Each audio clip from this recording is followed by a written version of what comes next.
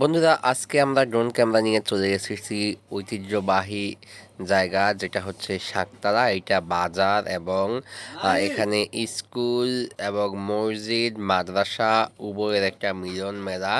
তো এখানে খুব ভালোই লাগে। আমরা এখানে আড্ডা দিতাম যখন আমি এদিকে প্রাইভেট পড়তাম, তখন আমরা সকালবেলা এখানে অনেক আড্ডা দিতাম।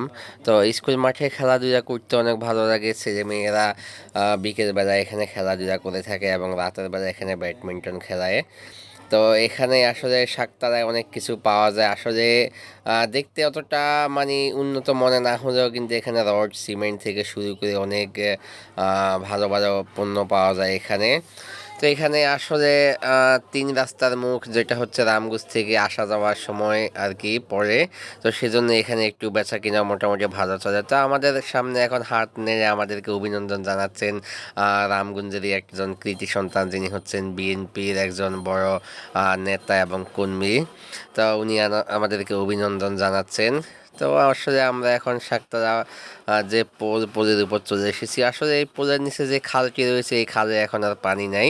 এই খালটা প্রায় মৃত, কিন্তু আমরা যখন ছোট ছিলাম তখন এই খালে প্রচুর পরিমাণ পানি বইতো এবং এখানে প্রচুর পরিমাণ মাছ পাওয়া যেত। মানুষ এখানে দাঁড়িয়ে দাঁড়িয়ে জাল মারতো। তারপরে হচ্ছে বেয়াল ছিল ওই যে এইদিকে পাশে। তো দেখেন, আসলে দেখা গেছে একটুখানি যে পানি আসলে নাই, কিন্তু অনেকে বলে থাকবেন যে এখন শীতকাল সেজন্য পানি নেই, কিন্তু আমরা যখন ছোট ছিলাম তখন শীতকালেও এই খালে প্রচুর পরিমাণ পানি ছিল এবং মাছ পাওয়া যেত। তো আমরা আস্তে আস্তে এখন আপনার এই যে শাকতলা যে স্কুল মাঠে চলে এসেছি।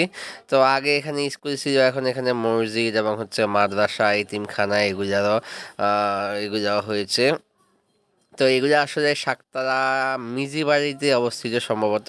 তো এই শাকতারা মিজি বাড়ি কিন্তু অনেক বড়। এই যে পশ্চিম পাশে যে জায়গাটা দেখা যাচ্ছে আর কি, তো এই জায়গা দিয়ে আমরা ছোটবেলা সাইকেল চালিয়ে চলে আসতাম। যাই হোক, শাকতারার ঐতিহ্য, এটার ঐতিহ্য বলে শেষ করা যাবে না। এখানে হচ্ছে আপনার যে বাৎসরিক মাহফিল হয়ে থাকে মাদ্রাসায়, তো এখানে আসলে একদম অনেক জমজমাট হয়ে থাকে। আমরা প্রতি বছর এখানে আসি, এখান থেকে কেনাকাটা করি। আসলে খুবই ভালো থাকে। তো এখন আমাদের যাওয়ার সময় হয়েছে, তা আমরা চলে গেলাম। ধন্যবাদ।